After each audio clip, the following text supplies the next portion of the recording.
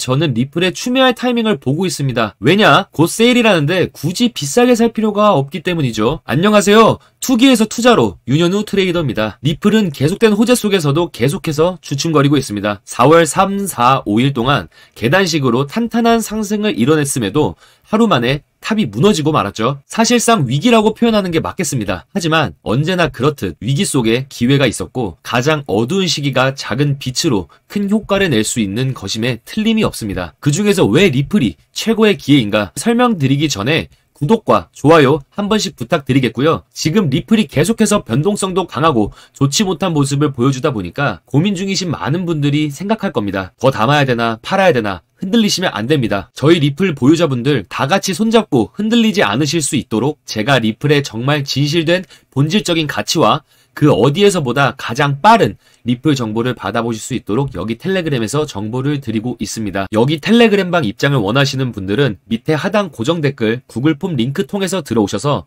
여기 바로 텔레그램방 입장 누르시고 간단하게 제출만 눌러주시면 됩니다. 제가 유명하지 않아서 그런지 그냥 제가 드리는 이 브리핑들을 그냥 그대로 베껴다가 영상이나 불법 리딩방에서 악용하는 사람들이 좀 있더라고요. 그래서 구독자 확인차 현재 이렇게 진행을 하고 있는 거고 저도 저를 지키기 위한 최소한의 방법이니 양해 부탁드리겠습니다. 악용하지 않고 이 크립토 시장에서 앞으로 함께 승리하실 구독자분들만 입장해보셨으면 좋겠습니다. 본론으로 돌아와서 일단 리플이 왜 기회인가를 설명하기 위해선 현재 리플이 왜 하락세인가부터 알아야 합니다. 사실 하락 원인은 간단하거든요. 트럼프가 관세를 위해 국가 비상상태를 선언했고 보편 관세는 진행 중에 있고 상호 관세는 9일에 발효가 됩니다. 3월 4일에 미국은 중국산 제품에 대한 보편 관세를 기존보다 10% 추가 인상을 했습니다. 그래서 중국산 제품에 대한 평균 관세율은 기존 20%에서 30%로 늘어나게 되었고 이뿐만 아니라 상호 관세 같은 경우에는 4월 2일에 중국산 수입품에는 34%의 추가 관세를 부과하겠다고 이야기를 했죠.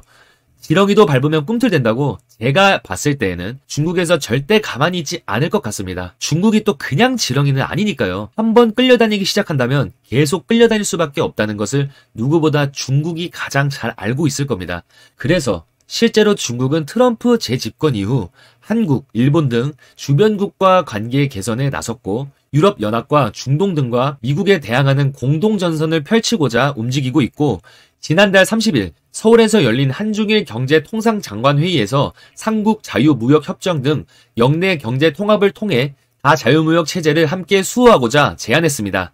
지금 현재 미국이 전 세계에 관세를 부과하고 있다 보니까 아마 이 관세 부과 초반에는 그래 우리 한번 뭉쳐서 미국과 대립해보자 이런 국가들이 하나둘씩 나타날 수 있지 않을까 싶은데 그중 하나가 프랑스입니다. 프랑스 마크롱 대통령이 기업들에게 모든 미국 투자를 중단할 것으로 촉구하기 시작했거든요. 이미 활동을 시작한 프랑스뿐만 아니라 눈여겨봐야 하는 건 이 브릭스 회원국이죠. 브릭스란 21세기에 들어 기존의 경제 강국인 선진국 지역의 위상이 상대적으로 축소되고 면적과 인구 규모가 큰 5개국 브라질, 러시아, 인도, 중국, 남아프리카 공화국이 부상함에 따라 5개국의 머리글자를 따서 붙여진 이머징 마켓의 이름입니다. 과거 경제력이 뒤처졌으나 그동안의 흑역사를 뒤로하고 넓은 영토와 풍부한 자원을 바탕으로 경제적 위상 증대는 물론이고 국제 관계에서도 강대국으로서의 목소리를 내기 시작한 단체인데 이번 관세를 부과함에 따라 아마 가장 큰 목소리를 내는 국가들이 되지 않을까 싶습니다. 이외에 또 어느 나라의 지도자들이 이러한 움직임을 보여줄지는 지켜봐야겠지만 이러한 움직임에 대한 우려들이 코인 시장에 영향을 줄 것임에는 틀림이 없습니다. 단기적으로는요. 단기적이라는 표현을 강조한 이유는 결국 이러한 관세 전쟁이 길어지면 길어질수록 결국 승리하는 건 미국이기 때문이거든요. 상호 관세는 언제든지 유연하게 바꿀 수 있는 관세입니다. 관세 이야기가 나온 뒤 미국에 51억을 투자하겠다 선언한 현대에게 너네 관세를 내지 않아도 된다 라고 트럼프가 이야기했던 것처럼 미국에게 필요한 나라라던가 잘 협조하는 나라에게는 그만큼 대우를 해줄 거예요. 그러면 아마 처음에는 그래 미국과 한번 붙어보자 라고 급조된 모임은 하나둘씩 이탈할 수밖에 없게 되면서 자연스럽게 무너질 수밖에 없을 겁니다. 이것을 모든 국가에서는 인지하고 있고 어느 스탠스를 취해야 할지 빠르게 움직여야 하고 아마 미국이 아닌 나라에 붙는 나라는 극히 소수가 될 것이라고 보고 있습니다. 그래서 단기적이라고 표현을 한 것이고요.